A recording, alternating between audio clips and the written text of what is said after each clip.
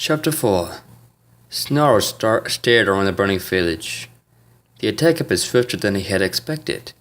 Several yards away he spotted a survivor lying on the ground, struggling to drag his wounded body towards the edge of the village.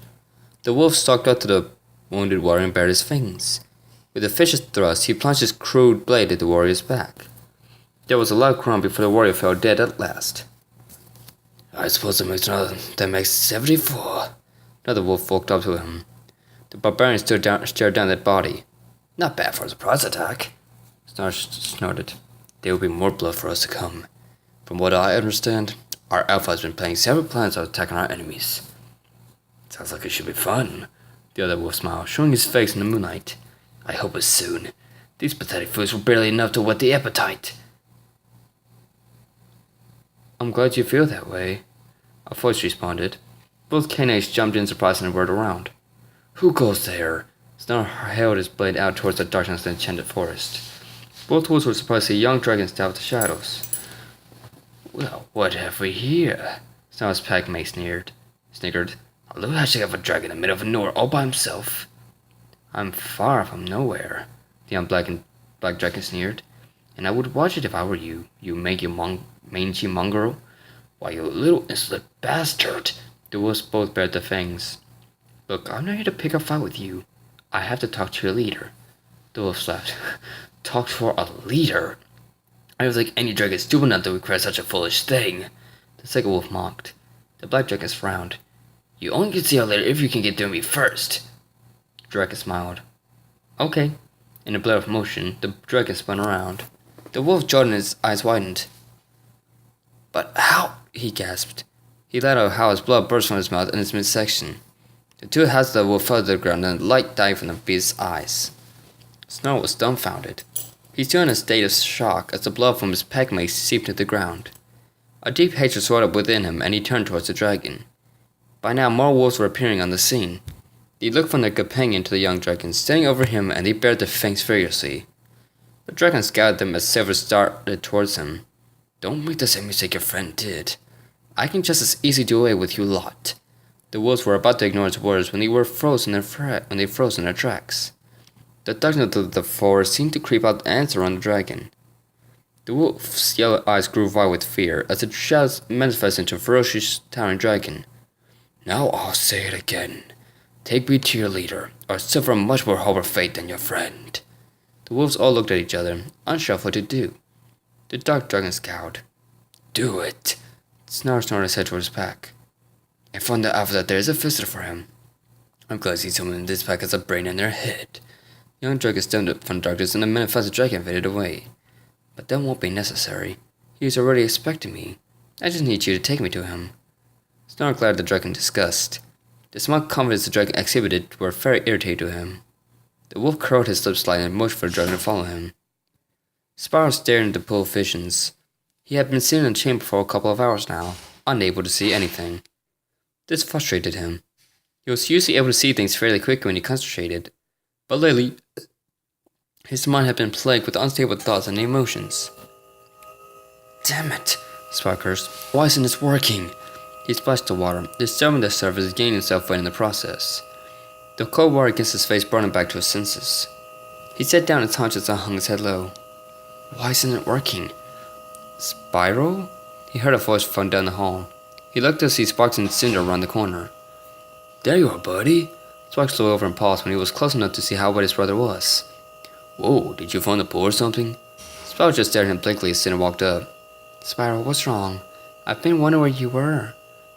I'm sorry. Spyro turned away from her. I've been trying to see anything in the pool of visions, but it hasn't worked out. I haven't been able to see anything for hours.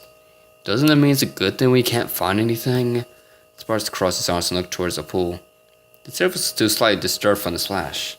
Spyro, what's on your mind? Cinder moved to face him. You haven't been the same since you woke up from that nightmare a couple weeks ago. And I'm worried about you. Spyro looked in her bright sapphire eyes. I just have this bad feeling that something's going to happen. And soon. He turned back to the pool and looked into it. I'm not sure what, so I was trying to find out from the pool of visions. What do you think it is? Cinder asked as she walked up beside him. I don't know. Spyro shook his head. But the feeling I got from that nightmare was the same sense of fear I felt when we faced the Dark Master. The Dark Master? Cinder and Sparks gasped together. I thought he was gone. Sparks protested. Please don't tell you guys didn't finish the job and that he's still alive. Sparks, I can't explain what exactly it is that I feel. Sparks looked up at him, begging him to understand. It almost feels like it's him, but not entirely. Like it's different somehow. Spyro. Cinder moved closer to him, forcing him to look her in the eyes. We've beaten the Dark Master. He was the most powerful we have ever faced. If he has survived somehow, then we can do it again. Spark blinked a couple of times.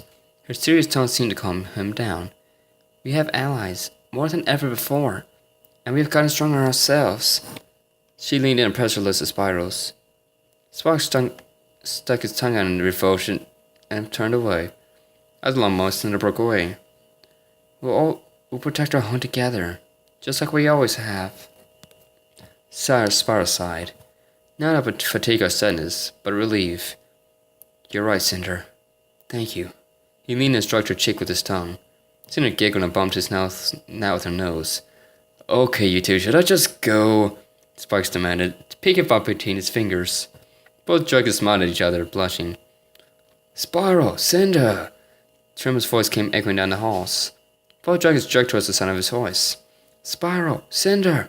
The other dragon came sprinting around the corner with his twin sister beside him. There you are! He gasped and skipped just up before them. Trimmer, what's going on? Spyro asked, his heart rate beginning to rise. We've got a problem, he panted heavily. There's some warriors down at the main gate. They said they need to speak to you right away. Spyro and Cinder looked at each other nervously. Sparks shook his head. Spyro, have I ever told you how much I hate when you get your feelings? Most rushed to the main gate. The guards opened the doors, allowing the refugees into the city. There were gasps of shock and horror as the cheetah tribe staggered in. The women and children were shaken, and most of them crying and making a fuss. The warriors limped on wounded limbs or cradled their various injuries. Spyro and Cinder glided down to the ground and their jaws dropped. Bodies were being carried by those fit enough to do so, most of them being the women or younger males. This is horrible, Cinder choked as she watched the healers rush to try and tend to the wounded. Hey! Spyro and Cinder both turned to see Flaming Emperor bounding up towards them. What's going on? The young guardian asked as they looked on in shock. I don't know. Spyro looked back. Let's go see if we can find anything out. The Pearl Dragon started forward with his friends close behind. He made sure to stay out of the way of the healers. Sparks, Spyro turned to his brother. See if you can find Hunter. I'm sure he's here somewhere.